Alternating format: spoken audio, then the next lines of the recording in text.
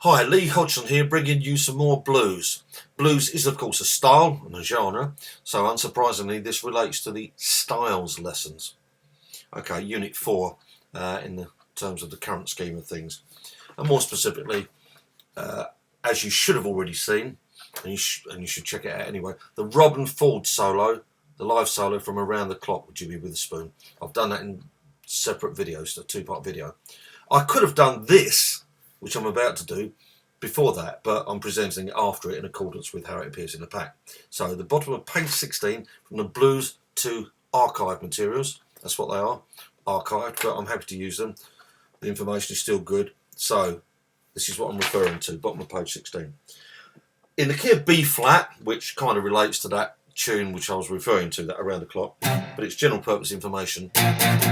So B flat, what does the com mean? Well, let me explain.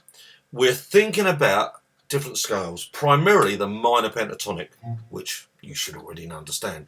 Minor pentatonic in B flat is B flat the root, D flat the flat third, E flat the fourth, F the fifth, A flat the flat seventh, and then again 1 flat 3 4 5 flat 7 1. But what this figure 1 is showing you is the combination. Let's call it a blend. So talking it through, the B flat is common, meaning it's common to the major pentatonic and the minor pentatonic, and, if I may say, Dorian and Mixolydian and so many others. Of course it's the root, of course it's common to all the others. So it's a common note, literally. Okay, it's actually notated there, by the way. Okay, the ninth, where it says major, that doesn't mean it's a major ninth, which it happens to be. That means that is taken from, belongs to the major pentatonic, or indeed the major scale. That isn't from the minor pentatonic, is it? However, it's from the major scale. The point of learning is that that's taken from the major pentatonic. If I just take the liberty of playing the countrified major pentatonic, which we should have studied separately, we're just pointing out now that that's from that. Then the flat third is clearly from the minor. Why it says minor, it's from the minor pentatonic. The major third, rather obviously, is from the major scale or major pentatonic. So do you understand? This is a kind of a synthetic scale. It doesn't say that, but it's a synthetic scale. It's a blend of various scales. Well, it's synthetic, isn't it? It's a made-up scale. That's the meaning of synthetic, isn't it? What's this doing in a blues lesson? Well, this is what people use, not in this strict order, but they pick and choose. This is a very important, quite a subtle, sophisticated lesson. Let's start again. The root, the second or ninth, it's labelled as the ninth, as in 1, 2, 3, 4, 5, 6, that's 7, 8, 9. A jazz player would think of it as the ninth. Flat third, major third, then the fourth or 11th.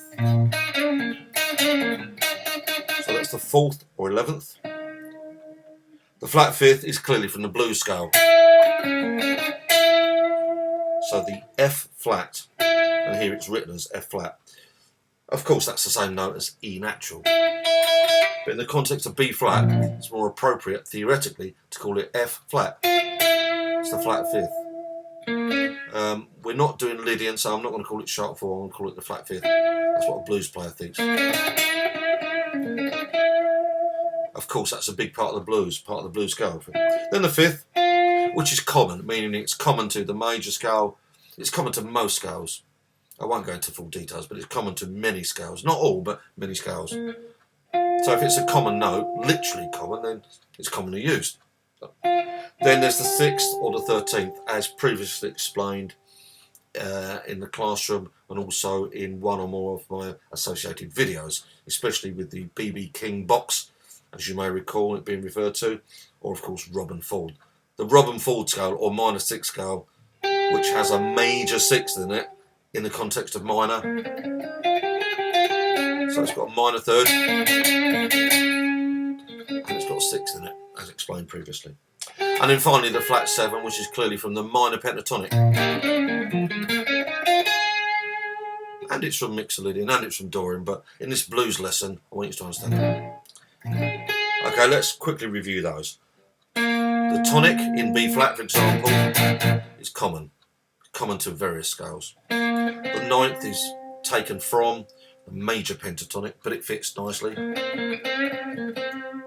Quite subtle, quite sweet, not too aggressive. It's not aggressive, is it? The ninth is non-aggressive. Flat third can be quite aggressive and mean, quite dark. Synonymous with minor chords, of course, even though blues musicians use it over dominant seventh. They do that for effect. Okay, the major third is much more countrified. Country players are much more likely to bend or slide or hammer. But of course, people like Freddie King and his many imitators would often use that major third. And B.B. King. What did I just do there? Classic B.B. King or Eric Clapton, who copied him, and Robben Ford and many others. Me, probably you. Okay, minor third, major third. There's a really important lesson in blues, to play the root sooner or later, before or after. Doesn't really matter before or after, but flat third, major third, real. If I talk about encapsulation, I don't know if I mentioned that word elsewhere, encapsulation or encirclement. Bit of a jazz concept, or bebop, certainly bebop, but in the blues they do it a lot. So there's my target, so think about this and see that. There's my target, so I go above the target, below the target, target. Kind of like going around the houses. Is that a bad thing? No, it's a good thing, rather than just going that straight to the point, which is fair enough, but a lot of jazz and blues players will go, they get there eventually. Although it may not take much time, but they get there eventually. There's the target. And you might even drag it out a bit. And there's the resolution. Very satisfying, isn't it? The fourth, flat fifth.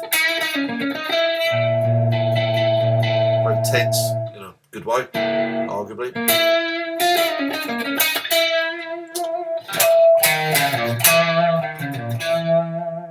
Very bold, isn't it? Diabolus in Musica, the devil in music. Sorry, I've gone blank there. Flat fifth. The fifth is, by comparison, much more settled.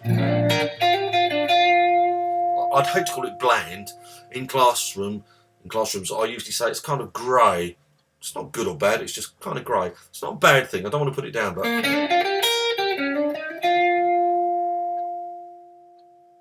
I probably wouldn't finish a strong solo on that. It's not very strong, is it? But it's settled.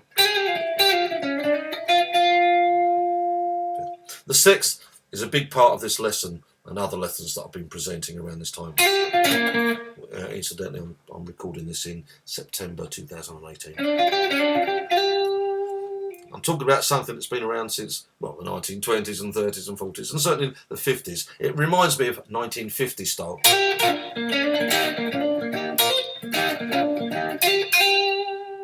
And of course it's been used in decades since, but the 1950s, to my mind, to my ears, is... That's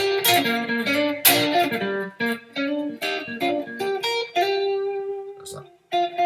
Okay, I think I've covered that quite thoroughly. Now I'd like to move over the page. Figure 2, example 1, example 2. They're just Robben Ford. It's not labelled as such, but I can tell you they're Robben Ford kind of ideas. Let's not forget that B.B. King deserves the credit, and I'm sure Robben Ford wouldn't mind me saying that. I'm sure he'd agree.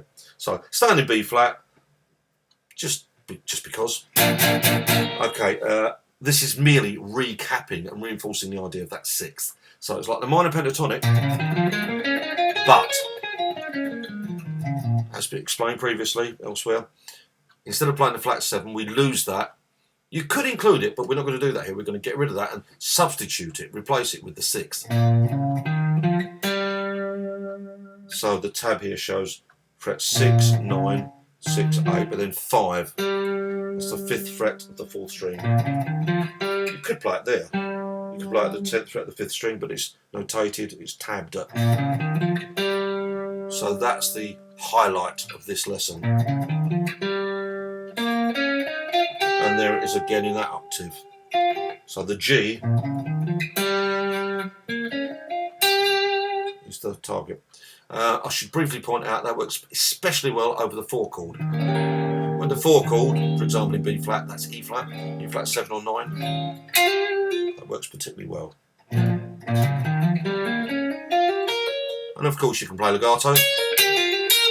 You know, break these things down into tiny lick, I nearly said lick-licks, little phrases.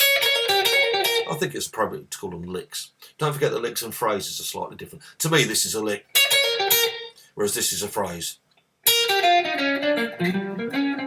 It's more of a complete phrase. It's like me saying carrot, banana. You know, what am I talking about? Where's the story? I'm not saying a story, I'm just saying random words. So you can't just play random notes, not really. You need to tell a story. So this is a lick, but this is a phrase. I trust that makes sense. Okay, so figure 2 is simply...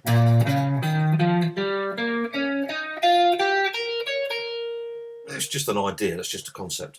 More of a lick is example 1. Let's call this illustrative example number 1. I know we're well into the lesson, but it's labelled as lick number 1. Still thinking of B.B. King or specifically Robben Ford.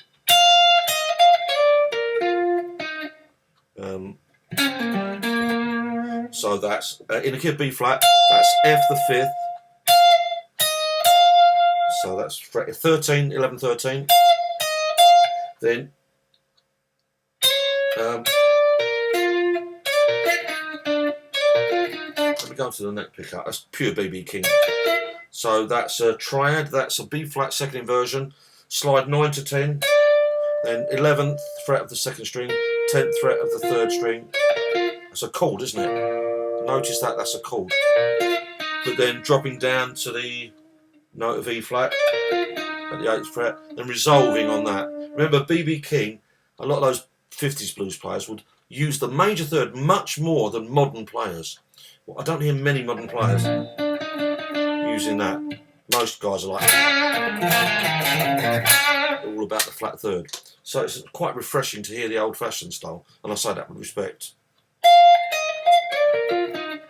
And then there's that little tag ending the phrase.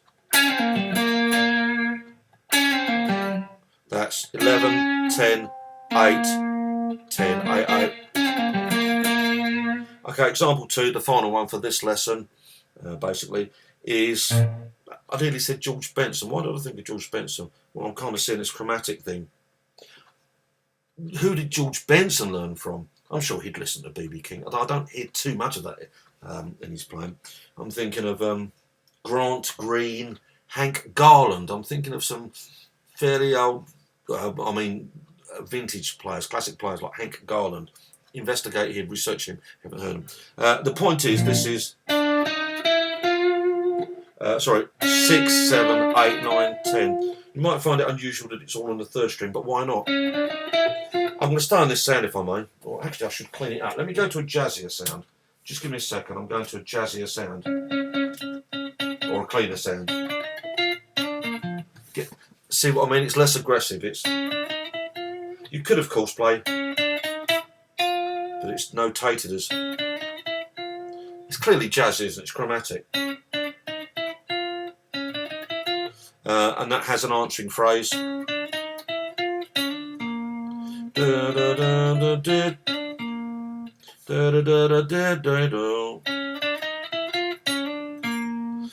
didn't do anything wrong, but I think I just played it. I did a grace note. I've just noticed it's notated as da da da da da da da da.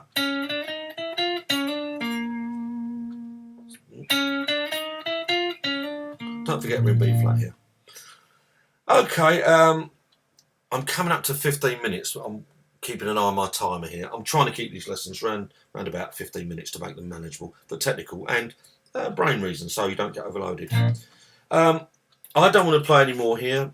This is the sort of thing, to be honest, we need to do in an interactive way in the classroom. What I'm referring to is this down here.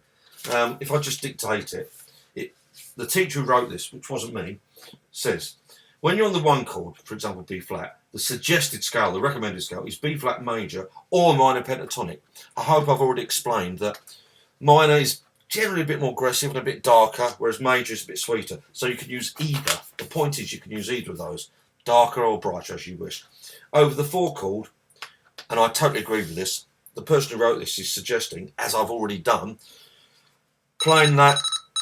Sorry about that. Play that Robben Ford type sound. Remember I said that 5 or 10 minutes ago in this very lesson. Play that minor 6 pentatonic, this one.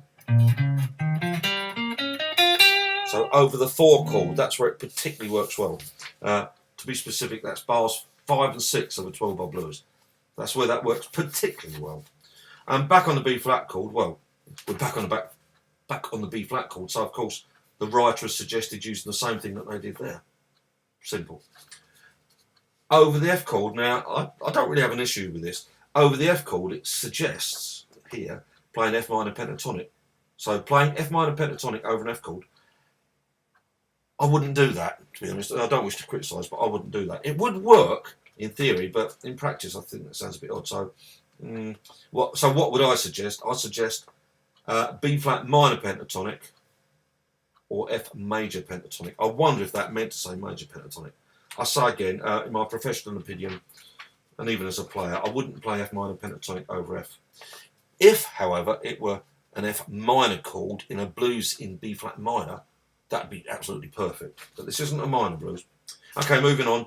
Bar 10, which is the 4 chord, well, just as in bar 5 over the 4 chord, we suggest using that minor 6 sound.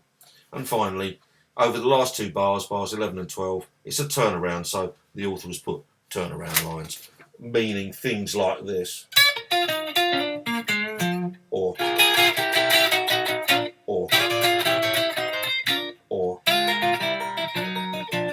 I realise that's quite involved, that's for another time.